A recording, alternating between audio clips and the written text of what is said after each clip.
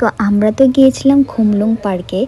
এতটাই সুন্দর ছিল পার্কটা যে কি বলবো। আর একে দেখে জিজ্ঞেস করছে যে এ কেন পেন্টু পরেনি। ভাই আমি কিভাবে জানি, যাই হোক।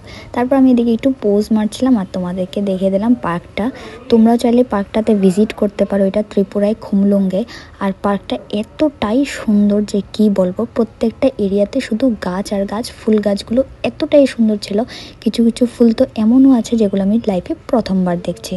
যাই হোক, আমরা একটু দুপুর দুপুর করে গিয়েছিলাম, অফিস সেরে আমি তাই ঘেমে গিয়েছিলাম। তোমরা চাইলে বিকেলবেলা যেতে পারো, বিকেলবেলা তো সত্যি অসাধারণ লাগে পার্কটা দেখতে। তারপর সেখান থেকে একটু ঘোরাঘুরি করে ও আমার জন্য পিৎজা নিয়ে এসেছিলো, তো পিৎজাটাও খেয়ে নিয়েছিলাম। আর এই যে জায়গাটা দেখো এতটাই সুন্দর, চারিদিকে শুধু ফুল আর প্রজাপতি উঠছিল।